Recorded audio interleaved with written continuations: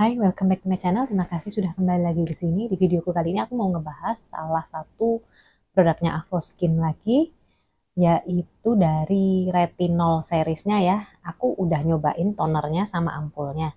Tapi di video ini aku mau ngebahas yang ampulnya dulu. Nanti mungkin next video baru aku bahas yang tentang tonernya. Sekalian ngebandingin keduanya. Oke, langsung aja. Ini aku bahas dari packagingnya ya. Ini yang packaging warna coklat karena Avoskin kan kayaknya ada beberapa series ya. Dia sempet yang waktu series anniversary atau series Valentine yang warnanya agak beda-beda juga, nggak seperti ini warnanya. Tapi yang series pertama setauku warnanya yang coklat ini sama seperti yang Miraculous Refining seriesnya. Untuk kemasannya, packagingnya mirip sih, benar-benar mirip sama yang Miraculous Refining Serum menurutku. Sama persis. Jadi kalau kalian punya dua-duanya, mungkin ditaruh di sebelahan, kalian nggak ngeliat, nggak ngebaca namanya dengan detail, bisa ketuker sih menurutku. Oke, ini isinya ada 30 ml ya. Dia botolnya kaca, jadi agak berat. Kalau dibawa-bawa mungkin kurang travel friendly menurutku. Untuk pipetnya sendiri seperti ini. Pipetnya bukan yang bagus banget, tapi juga nggak yang jelek banget sih. Jadi dia untuk mengontrol, mengeluarkan itu masih oke sih menurutku. Nggak yang bleber-bleber, tapi juga nggak yang sulit. Kalau untuk teksturnya sendiri, tadi udah lihat ya, warnanya tuh putih. Kasih lihat. Nah, ini menurutku lebih mirip kayak emulsion sih daripada serum-serum. Walaupun namanya ampul ya, namanya juga bukan serum sih, jadi agak beda, lebih mirip kayak emulsion menurutku. Warnanya tuh putih susu, kalau diolesin gitu nggak kelihatan lagi warnanya, dan dia lumayan gampang diratain, nyerapnya butuh waktu sih, tapi nggak terlalu lama karena ini kayak emulsion, jadi ada rasa emoliennya ya. Makanya kalau layering mungkin agak diperhatiin karena emulsion tuh kan ada rasa sedikit seperti oil-oilinya itu tadi. Jadi urutan layeringnya menurutku harus diperhatikan ini. Sekarang langsung aja dari ingredients pertamanya, dia ada water, jadi ini water base ya, dilarutkan dalam air. Terus ada propylene glycol, ini sebagai pelarutnya. Next ada gliserin, ini humectant. Kemudian ada phenoxyetanol. Phenoxyetanol ini berfungsinya sebagai pengawet, tapi ini bisa bikin eksema kalau kalian alergi ya. Jadi setauku sih konsentrasi maksimalnya cuma boleh 1% itu tadi. Karena bisa menyebabkan alergi atau gatal-gatal bagi yang sensitif. Terus next yang kelima ada Carbomer, ini sebagai pengental juga, dan ini sudah dianggap aman oleh FDA, tapi sama seperti yang tadi ya, konsentrasi tinggi bisa menyebabkan iritasi. Nah ini aku juga agak-agak bingung sih, kok di urutan atas dia phenoxyetanol sama Carbomernya tadi, tapi sejauh ini sih aku nggak ada alergi gatal-gatal ataupun iritasi ya, selama menggunakan ini sih masih aman-aman aja. Next ada PG40 hydrogenated castor oil, ini sebagai emulsifier. Emulsifier itu menggabungkan formulasi yang cair, yang air dengan yang oil. Jadi kan air sama minyak itu kan terpisah ya, nggak bisa menyatu. Makanya butuh emulsifier untuk menyatukan antara minyak sama air. Next ada caprylic atau capryc triglyceride, ini emollient. Terus ada Camellia sinensis leaf extract atau green tea. Jadi green tea ini dia kaya akan antioksidan namanya polyphenol. Polyphenol ini dia ada dalam suatu senyawa tumbuhan ya, dan biasanya di teh hijau dia disebut namanya katekin. Katekin ini berfungsi untuk anti peradangan, jadi mengatasi atau mengkalmingkan ya, mengatasi anti inflamasi lah, jadi dia bisa mengkalmingkan. Bukan membersihkan jerawat secara keseluruhan ya, jadi lebih mengkalmingkan kulit yang kemerahan atau mengkalmingkan kulit yang jerawat, yang lagi radang-radangnya. Next ada metil metakrilat cross polymer, ini sebagai mattifier, jadi kayak menyerap minyak. Terus ada polyglutamic acid, ini seperti hyaluronic acid, fungsinya dia melembabkan. Terus ada tetrasodium eta, ini sebagai stabilizer dari formulasinya. Terus next ini ada retinol. Nah, retinol di sini dia dalam encapsulated retinol. Jadi retinol yang terkapsulasi. Kenapa retinol terkapsulasi? Dia biasanya lebih sensitif skin friendly, lebih aman untuk pemula. Untuk konsentrasinya sendiri di sini aktif retinolnya itu ada 0,1%. Kalau yang di toner 0,03%. Jadi jauh lebih tinggi yang di ampulnya ya. Terus next ada hydrogenated lecithin, itu sebagai emollient atau emulsifier. Next ada ethylhexylglycerin, ini sebagai pelembab tapi juga bisa meningkatkan khasiat dari bahan pengawet. Next ada kolesterol, ini termasuk natural moisturizing factor, seperti namanya ya, moisturizing, jadi dia menghidrasi. Biosaccharide gum itu untuk skin conditioning dan soothing. Terus ada tocopherol acetat sebagai antioksidan.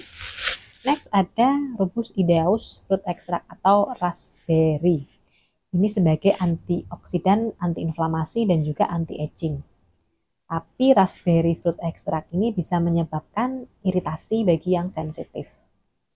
Next ada BHT atau butylated hydroxytoluene. Ini suatu antioksidan sintetis yang fungsinya sebagai preservatives.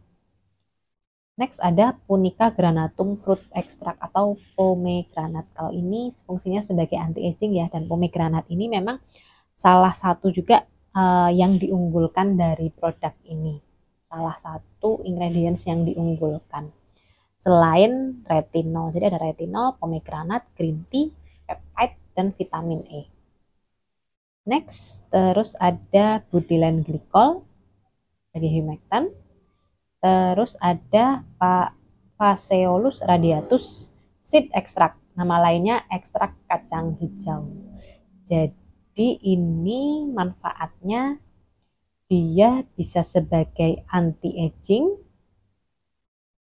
Kemudian selain itu juga untuk regenerasi kulit, untuk perbaikan atas kerusakan yang mungkin ditimbulkan oleh sinar UV. Next, selanjutnya ada Avena sativa atau oatmeal extract. Ini dia berfungsi sebagai antiinflamasi, antiiritasi, dan juga antioksidan. Terus selanjutnya ada palmitoyl hexapeptide 12. Ini suatu peptide yang berfungsi mengencangkan kulit. Oh ya, produk ini dinyatakan sensitif skin friendly ya. Jadi cocok digunakan untuk kulit sensitif. Karena kan biasanya retinol itu selain manfaatnya bagus, tapi ada efek samping bikin kering. Makanya kalau yang tipe kulitnya sensitif atau dry skin mungkin agak hati-hati kan. Pilih-pilih lah kalau pakai retinol. Karena kalau nggak cocok bisa bikin kulit kering atau mungkin kemerahan atau iritasi. Nah, aku mau bahas manfaatnya yang aku peroleh selama menggunakan ampul ini ya. Jadi aku sempat pakai secara terpisah, ampul sendiri, toner sendiri. Aku juga sempat pakai digabungin. Karena aku mau bahas kalau yang ampulnya aja. Yang pertama, kalau menurutku selama aku pakai ampul ini, dia bisa membantu menyembuhkan jerawat. Jadi mempercepat proses penyembuhan jerawat. Memang sih kalau menyembuhkan jerawat sebenarnya aku lebih ke salicylic acid ya atau BHA. Tapi bisa aku layering karena retinol yang ampul ini menurutku walaupun konsentrasinya sih lebih tinggi dari tonernya, tapi aku ngerasa ini lebih gentle daripada tonernya. Walaupun konsentrasinya ini lebih tinggi dan toner lebih rendah ya. Tapi ini aku nyaman sih layering sama salicylic acid kalau untuk mengatasi jerawat. Nggak masalah, nggak bikin iritasi ataupun nggak bikin kulit kering karena ampul ini masih cukup lembab dibandingin retinol serum yang lain yang pernah aku coba. Cukup lembab bukan berarti melembabkan ya. Kalau kalian tipe kulitnya tipe kulit kering, aku tetap nyaranin kalian untuk pakai hydrating serum setelahnya. Tapi kalau tipe kulit kalian tipe kulit berminyak, mungkin pakai ini aja tanpa hydrating serum masih bisa. Karena itu tadi dia nggak bikin kering soalnya. Terus manfaat yang lain yang aku rasakan, manfaat anti-agingnya dia mengenyalkan kulit. Jadi kulit memang terasa lebih kenyal. Mengenyalkan ya, bukan mengencangkan. aku nggak ngerasa dia mengencangkan, aku cuma ngerasa dia mengenyalkan aja. Dan kalau untuk garis-garis halus sendiri, aku juga nggak ngeliat ada perubahan signifikan sih kalau untuk garis-garis halus ya. Mungkin itu kan harus dipakai dalam jangka waktu panjang. Walaupun ini sebenarnya sudah hampir habis juga sih, tinggal sedikit banget. Tapi sejauh aku menggunakan produk ini, aku nggak ngerasa dia sejauh itu efeknya. Mungkin karena ini tipe retinol yang di aku levelnya mild ya, jadi ringan. Makanya efeknya pun biasa aja kalau menurutku. Karena aku pernah nyobain retinol-retinol yang konsentrasinya lebih tinggi, formulasinya lebih strong. Jadi yang ini cukup mild sih kalau di aku. Makanya efek anti-agingnya pun masih sangat ringan. Terus selain itu manfaat yang lain yang aku peroleh ini mempercepat proses regenerasi dalam hal membersihkan pori. Jadi kalau dikombinasi sama AHA-BHA dia bisa lebih ampuh, meningkatkan keampuhan AHA-BHA-nya. Karena kan dia mempercepat juga proses regenerasi sel. Jadi setelah menggunakan AHA-BHA, kalau AHA aku enggak sih, aku lebih sering BHA yang aku layering sama ini. Karena aku agak sensitif kalau pakai AHA, terutama glycolic acid. Jadi aku kalau pakai AHA biasanya aku nggak berani layering sama produk yang lain, actives yang lain aku jarang layering kalau AHA. Kalau BHA aku masih berani. Jadi biasanya emang aku layering sama BHA juga untuk ngebersihin pori, untuk ngebersihin komedo, dan benar ini efektif kalau aku kombinasiin sama BHA untuk ngebersihin pori-pori. Itu sih 3 manfaat yang aku rasain dari produk ini. Terus menurutku kelebihannya dia ini termasuk retinol yang gentle untuk pemula. Kalau kalian baru mau nyobain retinol, ini recommended sih, bisa dicoba. Karena itu tadi dia masuknya mild, jadi minimal efek samping.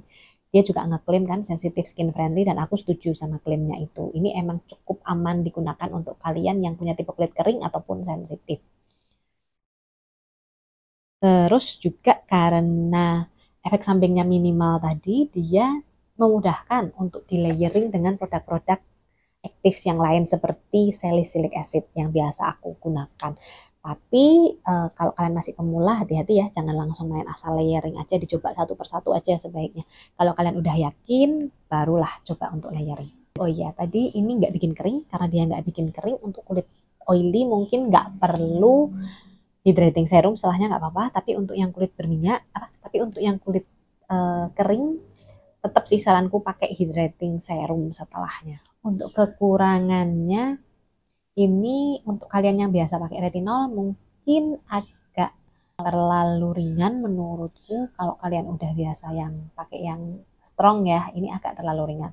Tapi kalau kalian yang pemula ini cocok sih. Jadi ini kekurangannya mungkin kurang cocok bagi kalian yang sudah biasa pakai retinol yang strong. Terus kekurangan yang lainnya menurutku ini harganya nggak murah. Sekitar berapa ya? Aku lupa. Sekitar 100 atau 200-an aku lupa.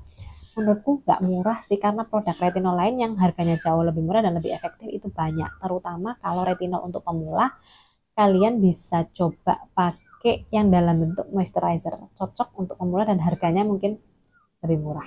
Itu ada banyak. Jadi dari segi harga mungkin kurang worth it sih menurutku. Bagus, tapi kurang worth it. Kalau kalian yang mahasiswa menengah ke bawah, mungkin aku akan nyaranin produk lain, bukan produk ini. Produknya apa, nanti mungkin kapan-kapan aku bahas. Oke, sekian reviewku kali ini. I hope it helps. Semoga membantu. Next time aku akan bahas yang tonernya. Bye-bye.